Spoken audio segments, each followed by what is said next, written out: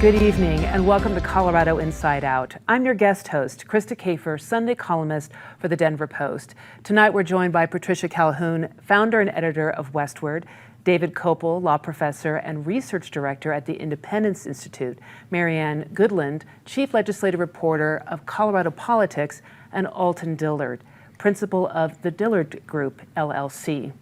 The parents of Christian Glass received a $19 million settlement this week. It's the largest settlement involving police misconduct in Colorado's history. Their son was shot and killed last year by a Clear Creek County Sheriff's deputy during a mental health crisis. Will this settlement change how officers handle similar incidents and prevent the senseless loss of life? Patty. Well, you would hope that just his death has already changed how things happen.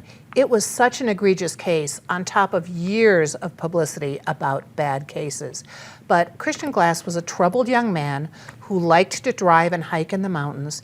He called for help because he was having an episode. He was locked inside his car when they arrived.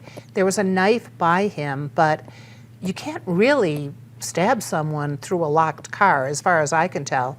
And what the Clear Creek people who responded were just not prepared to deal with it in so many ways. You could have waited it out, but obviously someone got tired, jumped the gun, and they wound up killing this kid because of transparency, because of body cameras. I mean, it took a little while for the news to get out, but this is the fastest settlement we've seen in a long time, and certainly the biggest settlement we've seen. What's also important is there's the agreement for training, the agreement for the apology, and that his parents will be able to talk to people in training so they know just what ramifications their actions can have.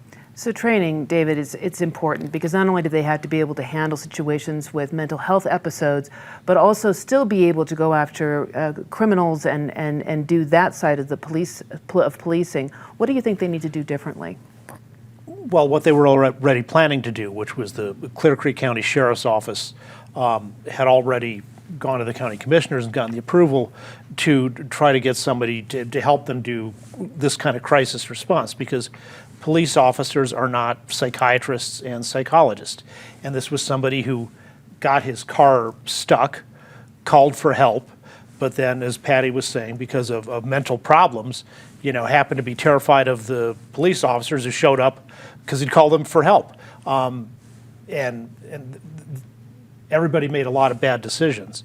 And so if you'd had somebody with psychological training available, they might have had a way to get inside his head better and help to de-escalate it. But it's a small mountain county, and they didn't, I think they've been looking for somebody, and even the settlement says it's not till 2025 because they understand how hard it is for rural counties to have these kind of professionals available. If the parents had not received the footage from the body cams, they would have not known what really happened and been able to get the settlement and hopefully force the changes that need to be made. Marianne, tell us a little bit about the victory for transparency. And I do think it is a victory for transparency. The sad part, of course, is how long it took for all of this to actually come to light and for everyone to find out exactly what really happened. But this kind of transparency cannot be limited to this one shooting. This seems to be a problem all over the place where body camera footage that shows misconduct by police officers doesn't come out fast enough, if at all. And I think that that's a real concern that police agencies need to look at going forward, is to make sure the body cameras are turned on and that they're used appropriately. I'm not sure that we're seeing enough of that, and until we get a better look at these things, I don't think there's enough transparency, and I think we're still going to have problems with this. Alton, as we look at this piece of the reform puzzle, do you feel hope that things are going to get better? I'm still a little skeptical because I think this goes all the way back to the level of post-training that officers receive. And see, as somebody whose mother had to have the talk with him as a 12-year-old about how you conduct yourself when you come into contact with law enforcement, I just think that there's going to continue to be this issue, and thank goodness for body cams, thank goodness for cell phones, or a lot of people would still think this is anecdotal. But to the point that was made earlier, there's so much of this going on. Look at the payouts from the DPD. Look at what happened, with them, shooting into crowds. Look what happened with Elijah McClain. And I always hear every sector has this bad apples argument, but when the law enforcement sector has bad apples, people get maimed and people die. It's interesting. So Governor Jared Polis called it Christian Glass Day on Wednesday. And we have to remember, this is a statewide effort. Clear Creek is not the moon. They could have, given how long this went on, you would think that there could have been some metro cooperation. Someone in the metro area should have had the ability to understand what kind of issues there were involved and could go up and play the waiting game and help him deal with it.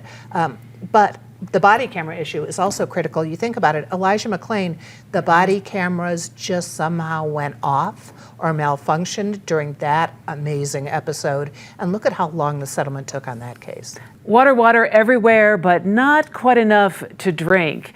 It's been a wet year, but long term, the West is getting drier and drier. 40 million people in 7 states depend on the Colorado River, whose flows have dropped substantially. Pressure from the federal government has caused 7 states to come to an agreement on short-term water reductions, at least for the lower basin. But will it be enough? David. Well, it cuts water consumption by 13%, as you said, in the lower Colorado River Basin, which is below Lake Powell, Arizona, Nevada, and California. Now, most of that reduction is paid for by the federal government paying farmers not to use their water rights or to use less. So that can't go on forever because the federal deficit spending can't go on forever. So long term, California's going to have to get much more serious about desalination. They've got all the water in the world right there on the Pacific Ocean. They just need to take the salt out and they can use it plentifully. San Diego already does. Worldwide, there are 18,000 desalination plants providing water for 300 million people. Second, we maybe need to rethink one of the errors of the Clinton administration where they took a lot of water out of the before it even got to Lake Powell and diverted it for nature and recreation, but it's needed for human beings right now. And then third, we've got a problem here in Colorado. We're the only state that actually doesn't use all of the water it's allocated under the Colorado River Compact, but our flows in are greatly reduced because so many decades of fire suppression in the mountains have led to the forests getting excessively dense. And then when you have excessive density of trees, they use up a lot of water, and so it never gets into the Colorado River in the first place. This really is not a 7-state agreement. If you look at the statement that was issued by the Upper Colorado River Commission, which includes the 4 states, including Colorado, they said that they would support sending it off to the federal government, but they can't endorse it because they hadn't seen it. The Upper Colorado River Commission and those 4 states have decided they're really not going to be players in this situation. They have said, we've already given up all the water that we need to give up. We've done our part. Well, that means that they're going to get left out of the conversation. And that means that the lower basin states are really going to be the driver of this. The other thing that's pretty appalling about this agreement is that it was for 1 million acre feet per year for 3 years. A year ago, the commissioner of the Bureau of Reclamation issued an edict to the 7 states that said come up with 2 to 4 million acre feet per year. And what we got was 3 million acre feet over 3 years. Is that enough to keep Lake Powell and Lake Mead, most importantly, providing water to the lower basin states and providing hydropower? We're in the 23rd, 24th year of a drought. We got lucky this year with the snowpack, but this year is an outlier. And this agreement is supposed to get us to 2026. Will this get us to 2026? The people I'm talking to say no. And we're going to be right back in the same boat before this time runs out. It sounds like it's a lack of holistic thinking between the states and also looking long term. Alton, what do you think needs to be done? Well, as they say in the West, whiskey's for drinking, water's for fighting. And man, this is a classic example because I was looking at this sort of from that sort of states' rights end where the feds finally said, okay, we've tried it your way for many years. it's not working, so now we're going to try it our way. And so, especially with the sort of in-depth reporting that Marianne's done on this issue, and to your point, David, I was just recently in California. And so when you're hearing drought while you're looking over a horizon of nothing but water, yeah, they definitely need to get into desalinization. That is just all that's going to take.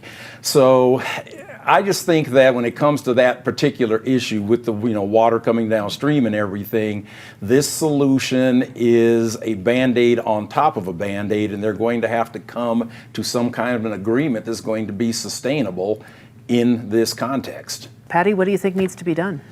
Well, the golf courses are gone from Arizona. I mean, we'll begin to see really people rationing much more than they have before. It's unfortunate when it's the farmers, when instead you could get rid of the lawns, you could get rid of the golf courses. You can really realize we're in the West, we're in the desert West, and it is time to start living that way. But with the growth that's still happening in Arizona, in parts of California, in parts of Nevada, there is the demand is so huge, and this is just literally a drop in the bucket of what is going to have to be done for long-term sustainability. Desalinization is one of the plans. You like it when people are saying, let's take it from the Midwest, let's take it from all those rivers that have plenty, but imagine trying to transport all that water over here. So it's going to take an entire shift on how we think about our scarce resources. One thing to keep in mind in that shift is the Federal Bureau of Reclamation doesn't own the water. The water rights belong to the upper basin states. The Bureau of Reclamation owns the dams and controls them, but it's not their water. And so this purported edict that Marianne mentioned, I could order all the people in Denver to get up at 7 o'clock in the morning on Saturday and watch cartoons, but it's not a valid legal order, and they have no power, no authority to decide the allocation of water rights in the upper basin. The one thing that I would love for people to remember, and I have heard this repeatedly from people in the Colorado River Basin managements, is that the people in the Front Range need to be aware that every time you open up a tap and you turn on your water, half of that water came from the Colorado River. So it falls upon everyone to be smarter about their water use, even if we can't get the upper basin states to work collaboratively in the way that they might be expected to. I couldn't have said it better. A lot of solutions on the table. Speaking of needing some solutions, the Colorado GOP is having a little bit of an issue. They had any employees last month. They didn't get a paycheck. It's the first time in 2 decades that the Colorado Republican Party did not issue paychecks. Back when Dave Williams was selected chairman, some wondered whether this far-right 2020 election denier would be problematic for the party. Is money trouble a sign that perhaps it is just that? Marianne. I think it definitely does portend some really difficult times ahead for the Republican Party. If you look at the campaign fundraising over the last 2 election cycles, and I'm talking about 2020 and 2022, the Republicans that raised the most money were not the election deniers. Tina Peters sort of was standing because she gets all her money from Mike Lindell, or his friends. You saw money going toward people who are a little bit more moderate in the party, and it didn't accomplish them anything, but I've seen signs in the past when I've read campaign finance reports that donors, and this pertains to the big ticket donors for the Republican Party, are backing away to some extent both with the lack of success and with the party's direction. I think the party needs some soul searching that it is not willing to engage in right now, and things aren't going to get better, they're going to get worse. What do you think needs to change at the Colorado GOP?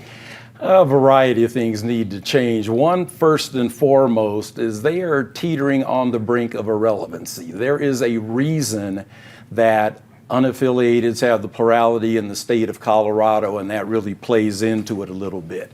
Whatever happened to the party of Lincoln? The party of, hey, let's take home a little more of our hard-earned money. Let's support veterans. Let's support small business. Let's have safe neighborhoods. What happened to what used to be a quote unquote mainstream message? And going back to the whole election denial thing, I still take that very personally because that narrative ruined people's lives. And so trying to localize it to Colorado, they just need to understand that it's okay to be conservative, but you don't have to be off the rails. And until the Colorado GOP thinks in those terms, they may not ever become relevant again. Well, and Democrats have given them the opportunity. They've done some pretty radical things this last legislature that Republicans could use if they could simply get off the Trump message. What advice would you give to them?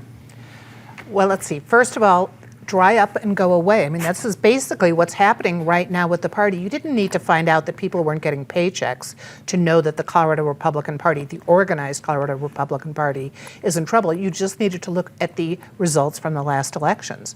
Even in Colorado Springs, which was with the mayoral race, which was such an interesting race, it showed that Coloradans, I think, are always willing to consider an interesting, smart, unusual candidate who might not have traditional party background. But Coloradans are not willing to put up with this election denier malarkey that we've heard over and over, not just from Dave Williams, but Heidi Ganahl, who's continuing on that.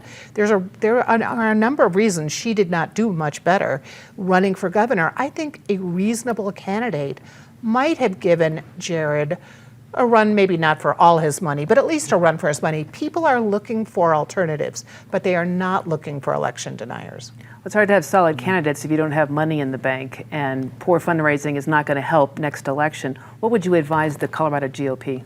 Well, I think obviously Trump, as the polls indicate nationwide, is about a 5% drag on down-ticket Republicans.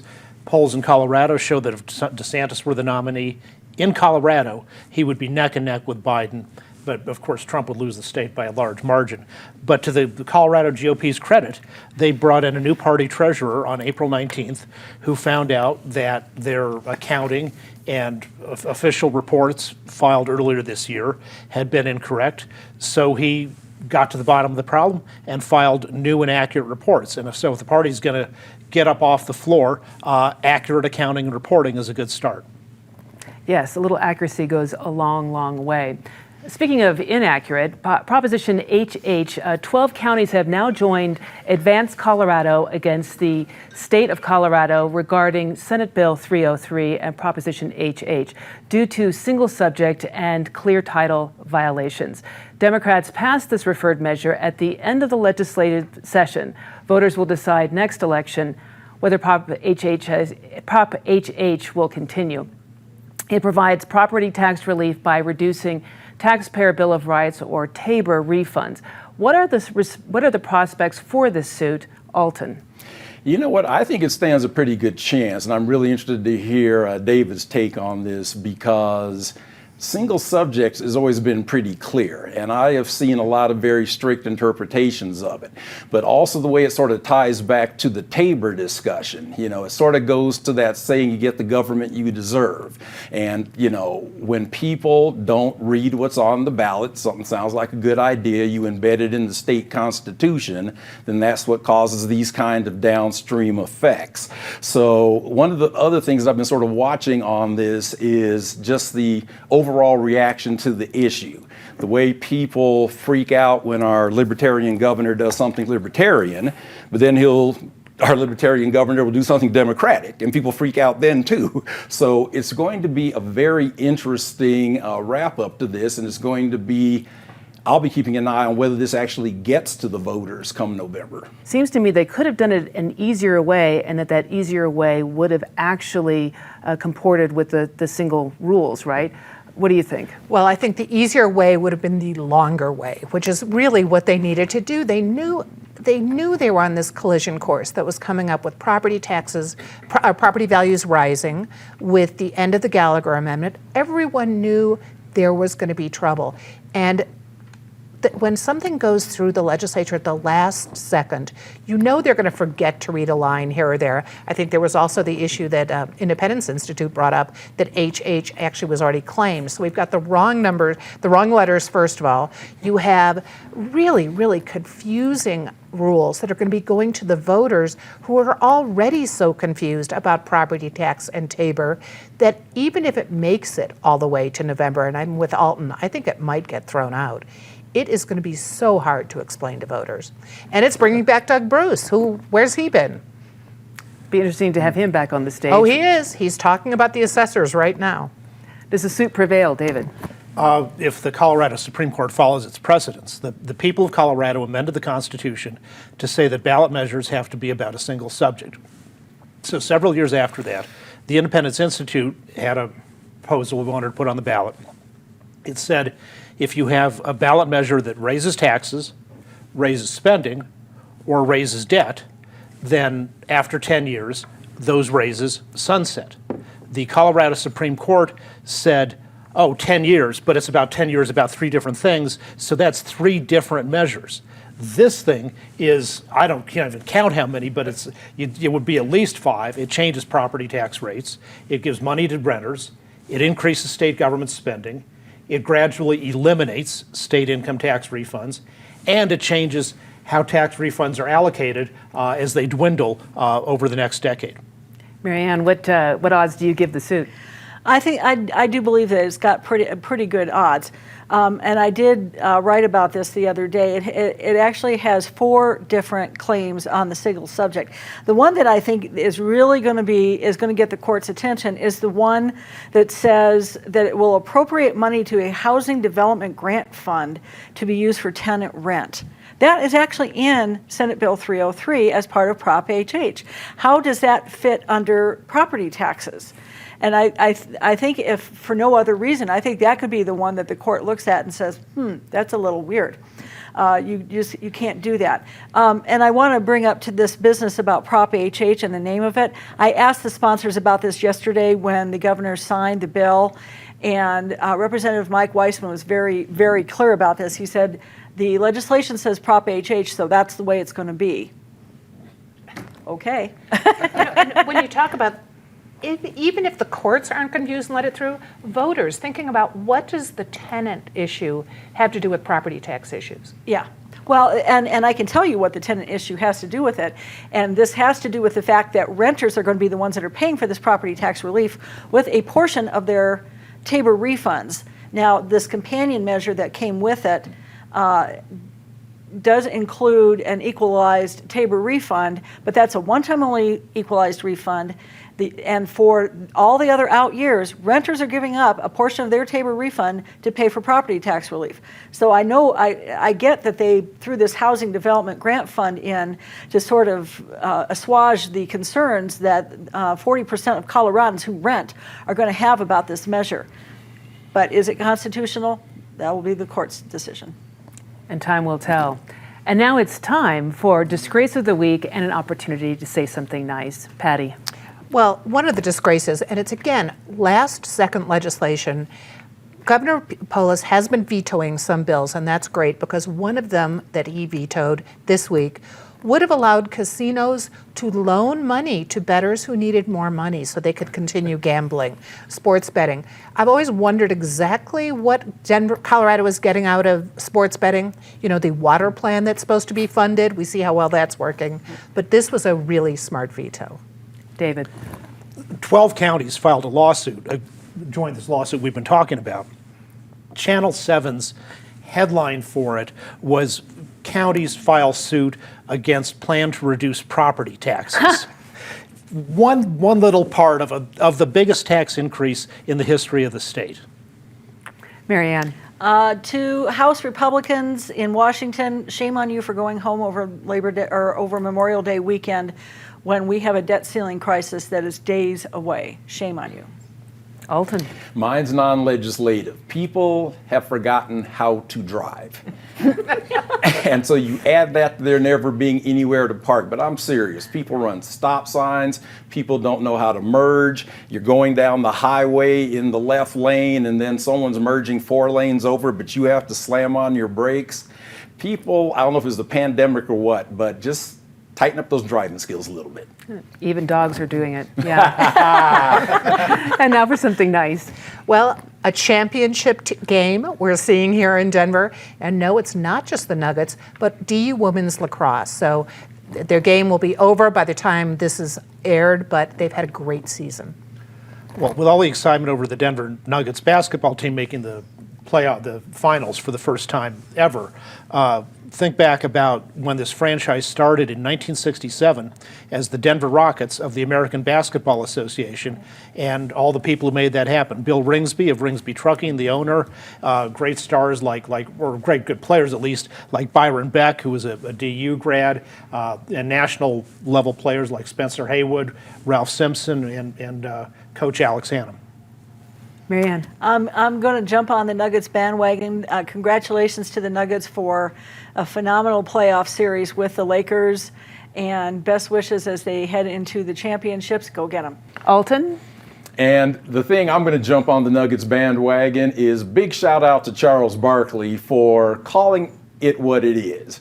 The fact that people have been ignoring the Denver Nuggets and they spent all that time trying to figure out if LeBron's cryptic little message after he walked off after shaking maybe 4 hands was some kind of big retirement announcement, and not concentrating on the fact that the Denver Nuggets are in their first ever national championship opportunity, along with the fact that they are led by an Eastern European and a Canadian. That's all the time we have for tonight. Thank you, panelists, for your wonderful insights, and thank you for watching Colorado Inside Out on PBS Channel 12. Check us out at pbs12.org or on our YouTube channel, and have yourself a fantastic night.